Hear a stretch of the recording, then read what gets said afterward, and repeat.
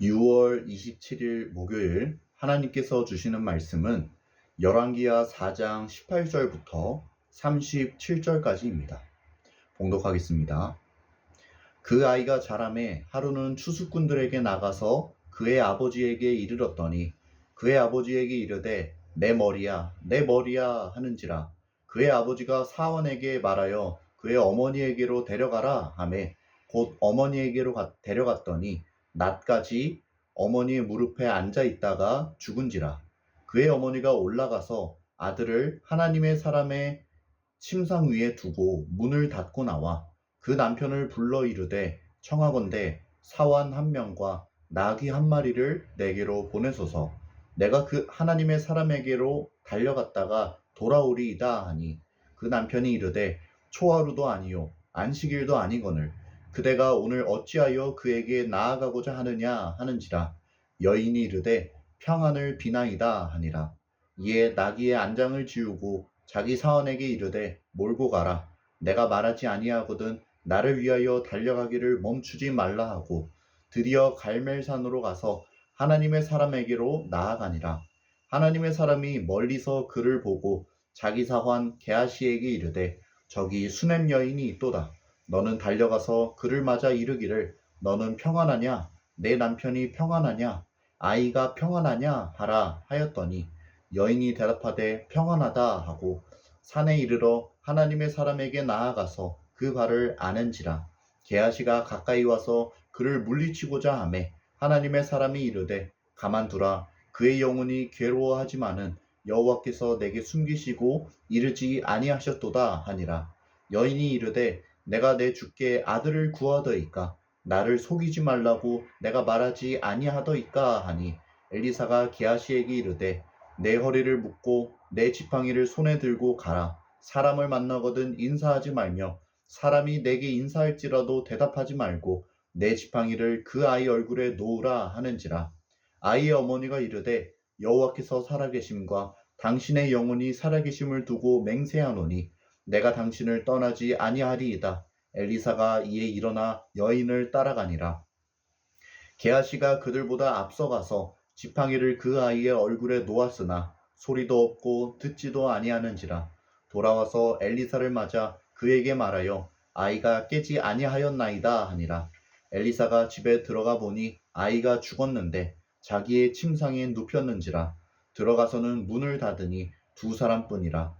엘리사가 여호와께 기도하고 아이 위에 올라 엎드려 자기 입을 그의 입에 자기 눈을 그의 눈에 자기 손을 그의 손에 대고 그의 몸에 엎드리니 아이의 살이 차차 따뜻하더라. 엘리사가 내려서 집안에서 한번 이리저리 다니고 다시 아이 위에 올라 엎드리니 아이가 7번 재채기하고 눈을 뜨는지라. 엘리사가 게하시를 불러 저 수냄 여인을 불러오라 하니 곧 부름에 여인이 들어가니 엘리사가 이르되 내 아들을 데리고 가라 하니라. 여인이 들어가서 엘리사의 발 앞에서 땅에 엎드려 절하고 아들을 안고 나가니라. 수냄 여인이 하나님의 은혜로 아들을 얻게 되었습니다. 귀하게 얻은 아들이니만큼 얼마나 그 아들이 소중하겠습니까? 그러나 그의 집에 큰 어려움이 닥쳐오게 됩니다. 바로 아들이 병에 걸려 목숨을 잃게 된 것입니다. 한창 추수가 진행되는 때에 아들이 갑자기 두통을 호소하기 시작합니다. 그래서 아버지는 얼른 사원에게 아들을 어머니에게로 데려가게 하였는데 아들은 그만 어머니의 무릎에 앉아 있다 목숨을 잃고 말았습니다. 그러자 어머니는 그 아이를 엘리사가 머물던 침상 위에 두고 하나님의 사람을 찾아가기로 결심합니다. 이 아이를 살릴 수 있는 분은 오직 하나님 한 분뿐이심을 그녀가 믿었기 때문입니다. 그래서 그녀는 엘리사를 찾아가겠다고 말하지만 남편은 오늘이 엘리사를 찾아갈 만한 날이 아니라고 말합니다. 왜냐하면 사람들이 보통 하나님의 사람에게 나아가는 날은 초하루나 안식일과 같은 종교적 휴일이었기 때문입니다. 그러나 여인은 남편에게 걱정하지 말라고 대답하며 엘리사를 찾아갈 채비를 합니다. 그리고 드디어 갈멜산에서 여인은 엘리사를 만나게 됩니다. 엘리사를 만난 여인은 괴로운 마음으로 그의 앞에 엎드려 곧장 그의 발을 붙듭니다. 엘리사의 사환인 게하시는 그런 그녀를 떼어놓으려고 하지만 엘리사는 그를 막습니다. 그러자 그녀는 입을 열어 자신의 어려움을 토로하기 시작합니다. 이럴 거면 자신에게 왜 아들을 주었냐고, 나의 아들이 죽었다고 원망을 쏟아내기 시작합니다. 이 말을 들은 엘리사는 곧장 게하시에게 자신의 지팡이를 주며 그 지팡이를 아이의 얼굴에 놓으라고 이야기합니다.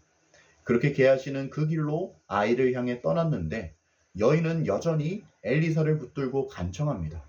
엘리사가 자신과 함께 꼭 집으로 가야 한다고 말입니다. 그래서 엘리사는 그녀와 함께 집으로 가기 시작합니다. 한편 그들보다 먼저 집에 도착한 게하시는 엘리사의 말대로 지팡이를 아이의 얼굴에 놓았습니다. 그러나 아이에게는 아무런 일도 일어나지 않았습니다. 그 이유는 엘리사가 여인과 함께 집으로 출발하면서 그가 게하시에게 위임한 명령이 취소되었기 때문입니다. 만약 엘리사가 그녀의 집으로 가지 않았더라면 게하시가 지팡이를 아이에게 올려놓았을 때 그 아이는 살아났을 것입니다. 아무튼 아이가 살아나지 않았다는 말을 듣고 엘리사는 그 집에 들어가 봅니다. 그리고 엘리사는 그 아이 위에 올라 엎드립니다. 그러자 놀랍게도 차갑던 아이의 살이 차차 따뜻해지기 시작합니다. 이에 엘리사는 집안을 이리저리 다니다가 또다시 아이 위에 올라 엎드립니다. 그러자 아이는 7번 재채기한 후에 눈을 떴습니다. 아이가 다시 살아난 것입니다. 엘리사는 사원을 불러 여인을 들어오게 하고 여인은 살아난 아이를 보며 기뻐합니다. 여기까지가 오늘 우리가 읽은 본문의 내용입니다. 오늘 주시는 메시지입니다. 첫째, 입술을 지키는 것이 실력이다. 슈넴 여인은 아들이 죽자 곧장 하나님의 사람을 찾아가기로 마음먹습니다. 왜냐하면 이 아이를 살려낼 분은 오직 하나님 한 분뿐이라는 것을 믿었기 때문입니다. 그녀는 정말 좋은 선택을 했습니다. 그녀의 믿음대로 정말 그 아이를 살릴 수 있는 분은 오직 하나님뿐이시기 때문입니다. 그녀에게는 믿음이 있었습니다. 그래서 그녀가 엘리사를 찾아간 것이 아니겠습니까? 그러나 동시에 그녀에게 아쉬운 모습도 보입니다. 그것은 바로 그녀가 입술을 지키지 못한 것입니다. 엘리사를 만난 여인은 곧장 그의 앞에서 원망을 쏟아내기 시작합니다.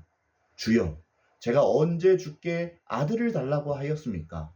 오히려 저에게 헛된 소망을 주지 말라고 말하지 아니하였습니까? 물론 자식을 잃은 부모의 입장에서 충분히 할 수 있는 하소연이라는 생각이 듭니다. 그렇지만 하나님의 은혜로 겨우 아들을 얻어 기뻐하던 때도 있었는데 이제 와서 내가 언제 아들을 달라 했냐고 원망하는 것이 옳은 일이라 할 수 있을까요? 더욱이 이 여인은 지금 아들을 고치기 위해 하나님을 찾아온 것이 아닙니까?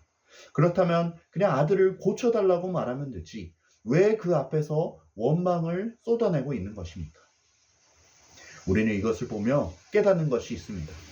우리의 입술을 지키는 것이 실력 있는 믿음이라는 것을 말입니다. 민수기 14장에 보면 가나안 땅 정찰을 마친 이스라엘 백성들이 하나님을 원망하는 장면이 등장합니다. 우리를 그냥 애굽 땅에 내버려 두시지 왜 우리를 이곳으로 불러내어 죽게 만드셨냐는 것입니다. 그러자 하나님이 그들에게 뭐라고 말씀하셨는지 아십니까? 내가 내 삶을 두고 맹세하노니 너희 말이 내 귀에 들린 대로 내가 너희에게 행할 것이라 말씀하셨습니다.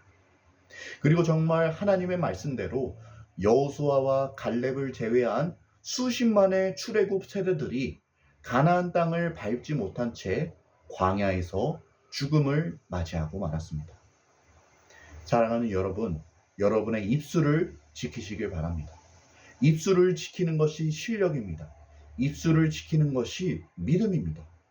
아무리 믿음을 가지고 하나님께 나아갔다고 한들 우리가 입술을 지키지 못하면 그것은 하나님께 영광이 되지 않습니다.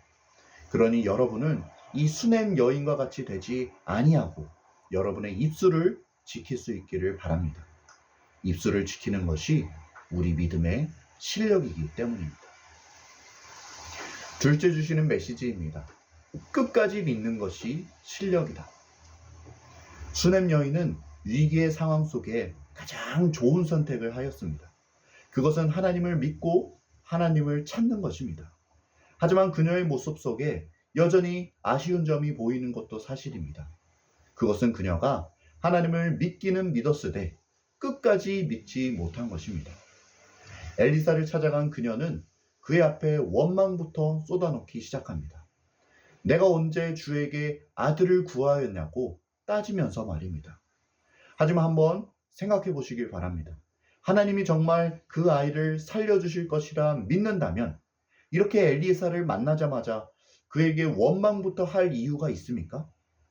그저 아이를 고쳐달라고 간청해도 되는 일이 아닐까요? 또 30절에 보면 엘리사가 사환 게하시를 그녀의 집에 보낸 후에도 그녀는 엘리사를 잡고 늘어지며 당신이 꼭 집에 가야 한다고 부탁합니다. 만일 여인이 정말로 하나님의 능력을 믿었다면 엘리사가 어디에 있든지 상관없이 기쁨으로 집에 돌아갈 수 있지 않았을까요? 마치 예수님을 찾아온 백부장처럼 말입니다. 자신의 하인을 고쳐달라며 예수님을 찾아온 백부장에게 우리 주님은 그의 집으로 그분께서 가시겠다고 말씀하셨지만 백부장은 그저 말씀만 하시라고 우리 주님께 이야기를 합니다. 그만큼 백부장에게 우리 주님을 향한 믿음이 있었던 것이지요. 그리고 우리 주님은 이스라엘 중 아무에게도 이만한 믿음을 보지 못하였다고 그를 칭찬하셨습니다. 하지만 수넴 여인의 모습은 이러한 백부장의 모습과 완벽한 대비를 이루고 있습니다. 그러니 중요한 것은 우리가 하나님을 믿되 끝까지 믿는 것입니다. 믿음으로 하나님을 찾으러 나아갔다면 끝까지 그분을 믿어야 합니다. 오늘 말씀에는 등장하지 않았지만 게하시가 엘리사에게 아이에게 지팡이를 올려놓았음에도 불구하고 아이가 깨지 않았다는 소식을 전한 순간 여인이 과연 어떤 반응을 보였을지가 궁금합니다. 여인은 과연 그런 절망적인 소식 가운데서도 여전히 하나님을 믿었을까요? 아니면 그의 입술을 열어 원망을 쏟아놓았을까요? 끝까지 믿는 것이 실력입니다. 애초에 그 아이를 주신 분이 누구십니까? 우리 하나님 아니지 않습니까? 그 여인이 기적을 경험하였으면 그 하나님을 끝까지 믿어야죠. 주신 분이 하나님이시니 살리실 분도 하나님이시지 않겠습니까? 그러니 우리가 오늘 말씀을 통해 깨달음을 얻어야 하겠습니다. 끝까지 믿는 것이 실력이다. 하나님을 믿되 끝까지 믿는 것이 실력이다. 바라기는 우리 모두가 이렇게 하나님을 끝까지 믿음으로 그분께 영광 돌리며 그분의 기적을 체험하는 사람들 될 수 있기를 간절히 소원합니다. 함께 기도하겠습니다. 사랑의 주님, 오늘 말씀을 통해 귀한 음성 들려주시니 감사합니다. 우리가 주님을 향해 우리의 입술을 지킬 수 있기를 원합니다. 또 우리가 주님을 믿되 끝까지 믿기를 원합니다. 우리 믿음의 연약함을 주께서 붙들어 주시고 우리가 온전한 믿음으로 주님께 나아가며 하나님의 기쁨이 되고 우리 주님께 영광 돌리는 사람들 될 수 있게 주여 도와주시옵소서. 오늘 하루도 그런 하루를 살아갈 수 있기를 간절히 바라고 원하오며 예수님의 이름으로 기도드립니다. 아멘.